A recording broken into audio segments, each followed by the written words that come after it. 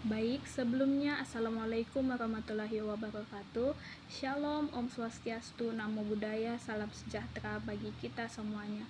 Sebelumnya izin perkenalan diri, nama saya adalah Desmila Natalia dengan NIM 240211100250. Di sini saya akan menjelaskan sedikit tentang topik kesehatan dan keselamatan kerja.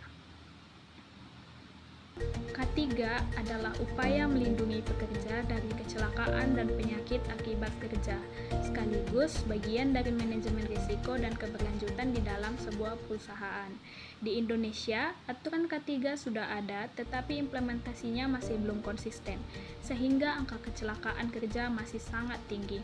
Nah, sebagai contoh yaitu saya mengambil dampak kasus di Morowali, yang dimana kecelakaan ini menimbulkan penderitaan bagi pekerja dan keluarga, kerugian finansial besar dan gangguan produksi, serta merusak reputasi perusahaan. Dalam jangka panjang, kejadian berulang juga dapat menghambat pencapaian target zero accident dan menurunkan kepercayaan publik. Nah, baik. Untuk kasus yang kedua yaitu kasus internasional konstruksi di Jepang. Nah, di Jepang sendiri terjadi kecelakaan di proyek konstruksi ketika pekerja tertimbun tanah saat penggalian. Namun, negara Jepang memiliki sistem K3 yang sangat kuat, di mana setiap kecelakaan dilaporkan dengan cepat, diselidiki secara formal, dan hasilnya digunakan untuk memperbaiki desain teknis dan prosedur kerja. Nah, dari kedua kasus tersebut, Jepang dan Indonesia sama-sama mempunyai regulasi K3, tetapi Jepang lebih konsisten dalam pelaksanaan dan penegakan hukum. Di Indonesia, penanganan sering berhenti pada penanganan korban, sedangkan di Jepang setiap kecelakaan menjadi pembelajaran sistemik yang wajib ditindaklanjuti. Nah, sebelumnya, yuk kita simak animasi berikut yang akan saya tampilkan. Ini Pak Budi. Pak Budi adalah seorang owner pabrik di suatu daerah di pusat kota. Pak Budi setiap pagi sangat senang melihat proses produksi dan menyapa karyawannya. Ada Pak Maman sebagai supir forklift, Dinda sebagai operator mesin, dan masih banyak yang lainnya. Namun, ketika Dinda sedang mengantar produk area gudang, terjadi kecelakaan kerja. Pak Maman menabrak barang akibat menghindari Dinda yang sedang menyeberang. Pak Maman cedera dan harus dirawat. Pak Budi nampak sedih, Dinda pun nampak menyesal karena kelalaiannya. Namun semua masalah pasti ada solusinya.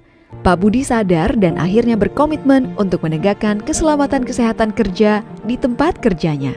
Tak hanya Pak Budi, tapi seluruh karyawan pun juga diajak untuk sama-sama peduli dengan keselamatan kerja. Dengan tahapan manajemen risiko yang baik, Pak Budi memulai dengan mengidentifikasi bahaya di lokasi kerja.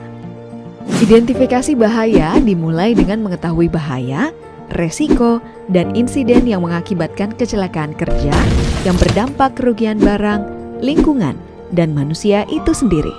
Setelah mengidentifikasi bahaya, langkah berikutnya adalah analisa dan penilaian resiko untuk menentukan langkah manajemen dan untuk melakukan pengendalian resiko. Improvisasi dilakukan dengan menambahkan alarm dan speed indicator untuk forklift. Selain itu, menambahkan simbol bahaya dan layout jalur forklift serta peringatan dilarang bermain HP. Tidak lupa juga, Pak Budi memfasilitasi alat pelindung diri untuk semua karyawan. Sekarang Pak Budi sudah tidak bersedih lagi karena proses produksi dapat berjalan dengan baik seperti semula. Dengan adanya tahapan manajemen resiko, pekerja tidak perlu takut lagi karena fasilitas keamanan dan keselamatan kerja sudah diterapkan dengan baik oleh manajemen pabrik. Tidak hanya Pak Budi, sekarang kamu juga bisa menerapkannya di tempat kerjamu. Kerja safety buat hidupmu berarti.